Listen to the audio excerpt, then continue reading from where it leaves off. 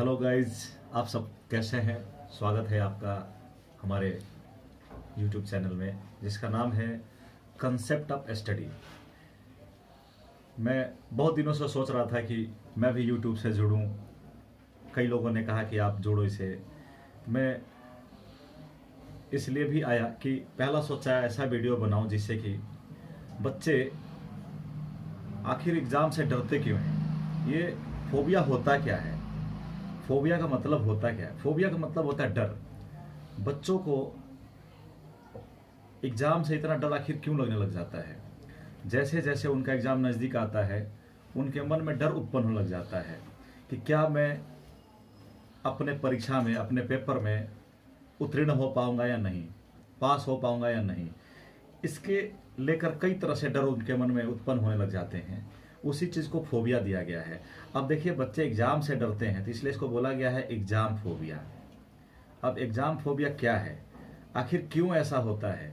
Exam phobia ये है कि ये एक प्रकार की मन में डर उत्पन्न हो जाता है, उनके मस्तिष्क में ऐसा डर बैठ जाता है कि वह पेपर के लिए, परीक्षा के लिए पूरी तरह तैयार नहीं है। वह मन का डर उनको अंत में ऐसा कर देता है कि वो एग्ज़ाम के बाद रिजल्ट जब आता है वो फेल हो जाते हैं। इसलिए बच्चों को कई बार आपने देखा होगा, कई बच्चे ऐसे हैं कि एग्ज़ाम के डर की वजह से या तो पहले ही पढ़ाई छोड़ देते हैं या वे माँ बाप पे दबाव बनाते हैं कि वो पढ़ना नहीं चाहते हैं, उनका पढ़ाई में मन नहीं लग रहा है। सिर्फ और सिर्फ उनके मन का डर ऐसा होता है।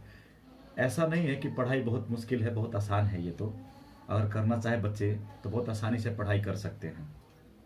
लेकिन कई बार एग्ज़ाम के डर की वजह से बच्चा एग्ज़ाम तो दे आता है लेकिन वो फेल हो जाता है।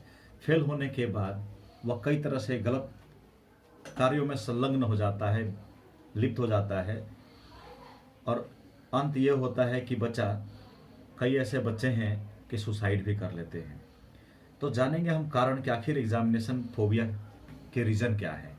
देखिए, रीज़न तो बहुत सारे हैं लेकिन कुछ ऐसे बिंदुओं पर हम बात करेंगे जिस पर बच्चों को आगे चल के मदद मिले कि वो किस तरह से इस फोबिया से बच पाएँ। देखिए, पहला मैं आपके सामने रखूँगा कि आखिर एग्जामिनेशन फोबिया जो है वो क्यों हुआ। पहला तो देखिए, बच्चा जो है वो इनएडिक्वेट लास्ट प्रिपरेशन कर पाता है। वो लास्ट मिनट तक, अंत मिनट तक उसे ऐसा लगता है कि मैं प्रिपेयर कर रहा हूँ, बिल्कुल सही है, लेकिन उनकी प्रिपरेशन जो होती है कम हो पाती है। इसके वजह से भी वह मन के अंदर डर बैठा लेता है कि वो पेपर में पास नहीं हो पाएगा। तो देखिए, मैं ये कहना चाहूँगा बच्चों को कि आप जिस भी कक्षा में हैं, जिस भी क्लास में हैं, आप 8वीं में हो, 9वीं में हो, 10वीं में हो, या बोर्ड का एग्ज़ाम दे रहे हो, 12वीं का एग्ज़ाम या 10वीं का, आप अपने आप को पहले से तैयार रखिए कि आप एक टारगेट रखिए। जब तक आप टारगेट नहीं रखिएगा कि आपको कितना नंबर लाना है, कितना मुझे किस सब्जेक्ट में नंबर लाना है, आगे चल के मुझे कौन सी पढ़ाई करनी है, तब तक आप सफल नहीं हो पाइएगा। श्रीमद् भगवत गीता में भी भगवान श्री कृष्ण ने ऐसा कहा है कि यदि कोई व्यक्ति किसी एक लक्ष्य को साधता है वह जरूर ही उत्तीर्ण होता है। वैसे ही विद्यार्थियों को भी अगर उनका एक ही लक्ष्य हो कि उन्हें परीक्षा में उत्तीर्ण होना है तो वह जरूर ही बेहतर नंबर लेके आएंगे। तो बच्चे अगर पूरी तरह तैयारी नहीं कर पाते हैं इसलिए उनके मन में डर उत्पन्न होता है। तो इसके लिए मैं यही कहूँगा कि वे अपने एग्ज़ाम से पहले अपने आप को समझें और समझते हुए पढ़ाई करें, उनको कभी मन में ऐसा डर नहीं आएगा। और दूसरा रीज़न है कि माँ बाप को भी बच्चों से ज़्यादा उम्मीदें हो जाती है, उसके वजह से भी बच्चे डर में पड़े। माँ बाप ज़्यादा उम्मीद कर इसलिए भी लेते हैं, उनको लगता है कि मेरा बच्चा पढ़ने में बहुत अच्छा है, मैं उस पर पैसे खर्च कर रहा हूँ, ट्यूशन भेज रहा हूँ, स्कूल भेज रहा हूँ, लेकिन बच्चे को पता होता है कि वो कितना परीक्षा के लिए तैयारी कर रखा है। ऐसा नहीं होने की वजह से भी बच्चे का मन में डर हो जाता है। तो देखिए, हम एक्सपेक्टेशन तो हर फील्ड में करते हैं लेकिन ज़रूरी नहीं है कि हमारी जो उम्मीदें होती हैं हम हर उम्मीदों पर खरे उतरें। इसलिए भी हमें, माँ बाप को भी मैं सलाह दूंगा कि आप अपने बच्चे से मित्रवत व्यवहार रखिए, फ्रेंडली रिलेशन रखिए एग्ज़ाम से पहले। उनको कम से कम बोलिए कि आप दबाव ना लो अपने माथे पर, अपने प्रेशर मत लो। आप बस कोशिश करो कि जितना आप कर सकते हो और बढ़िया करो और बढ़िया करो, बस उन्हें प्रोत्साहन करते रहिए। बच्चे अवश्य अच्छे नंबर लेके आएंगे, वरना उनके मन में ऐसा डर उत्पन्न रहेगा, बस हमेशा बना रहेगा कि माँ बाप क्या कहेंगे, मैं पास नहीं हो पाया, फेल हो गया, इसलिए भी बच्चे डरते हैं।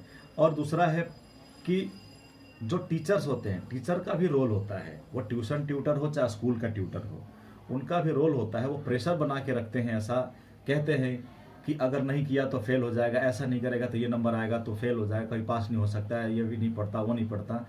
मैं यही कहना चाहूँगा कि टीचर को बच्चों को ग्रूम करना चाहिए, गाइड करनी चाहिए कि आप कर सकते हो, आपके अंदर ये पोटेंशियल है, आप कहो, आप चाहो तो बहुत अच्छे नंबर ला सकते हो। लेकिन उनको पहले शेड्यूल तैयार करना चाहिए। टीचर्स को भी बच्चों के प्रति अपनी उदारता दिखाते हुए, सहानुभूति दिखाते हुए उनको एक तरह से शेड्यूल बता देना चाहिए, बना देना चाहिए कि बच्चे आपको हर दिन मात्र 2 घंटे 1 घंटे ऐसे ऐसे पढ़ाई करनी है, आप प्रेशर मत लो, आप अवश्य अच्छे नंबर लेके आओगे। और बच्चा जरूर, जब किसी को भी आप अगर गाइड करते हो या ग्रूम करते हैं उन्हें, या उन्हें प्रोत्साहन देते हैं, तो ज़रूर बच्चे अच्छे करते हैं। उसी हिसाब से हर टीचर को यही चाहिए कि बच्चों को एग्ज़ाम से पहले उनको माइंड वॉश करें कि वो डरे नहीं, परीक्षा है, जैसे स्कूल में परीक्षा देते आ रहे हो उसी प्रकार से भी परीक्षा हो सकता है, आप अच्छे नंबर ला सकते हो। दूसरी बात कि बच्चे क्या करते हैं कि हमेशा कंपेयर कर लेते हैं दूसरों से, और उस कंपैरिजन में, उस कंपटीशन के भावना में कई बार बहक जाते हैं, और अंत में आते आते ऐसा लगता है कि मैं उसके बराबरी नहीं कर सकता, और वो मन में डर उत्पन्न हो जाता है उनके कि लगता है कि मैं तो फेल हो जाऊंगा, उसको बहुत कुछ आता है। ऐसा नहीं है, हर किसी का ब्रेन पावर अलग अलग होता है, हर किसी का अपनी कैपेसिटी अलग अलग है, कोई एक जैसा नहीं हो सकता, सब अलग अलग है, सबकी सोच अलग है, सब अलग तरीके से पढ़ते हैं। आप अपने को ध्यान रखिए कि आपकी पोटेंशियल क्या है, और अपनी पोटेंशियल को, अपने क्षमता को बढ़ाइए, आप ज़रूर बेहतर करेंगे। वरना आप तुलना करते रह जाइएगा। जब भी तुलनात्मक होता है तो बच्चे हमेशा कहीं ना कहीं फेल होने के चांस बढ़ जाता है उनका। इसलिए आप तुलना मत कीजिए अपने आप को किसी से, आप बेहतर कर सकते हैं, हमेशा ध्यान रखिए। और क्या होता है, बच्चे के मन में फीलिंग आ जाती है फेल होने की, वो सबसे बड़ा कारण होता है। बच्चा ये सोच लेता है कि यार मैं तो बहुत ज़्यादा पढ़ाई नहीं किया हूँ, फेल हो जाऊँगा। उस फीलिंग से क्या होता है कि उसके मस्तिष्क में ऐसा एक केमिकल सिक्रीशन होने लग जाता है, और वो धीरे धीरे धीरे डिप्रेशन में चला जाता है। उसे लगता है कि नहीं अब तो मैं फेल ही हो जाऊँगा, अब कोई पास करा ही नहीं सकता है। इस वजह से भी बच्चा धीरे धीरे डिप्रेस हो जाता है, और उसको फोबिया हो जाता है एग्ज़ाम को लेके। ऐसा नहीं होना चाहिए। बच्चों को कोशिश करना चाहिए कि एंटरटेन करें, कुछ स्पोर्ट्स एक्टिविटीज़ हो गया, घर में माँ बाप से बातें करते रहें। धीरे धीरे बोलने से, खेलने से, उनके मन में दोस्तों से मिलने जुलने से भी, उनके हमेशा एंटरटेन करने से उनका ब्रेन धीरे धीरे फंक्शन करता रहेगा। अगर उस पर प्रेशर कम भी होता रहेगा, अपने मन की, दिल की बात अपने बड़े भाई, बड़ी बहन या दोस्त से अपना शेयर करते रहें, कोई उनको दिक्कत नहीं आएगी। कोशिश ऐसा करें।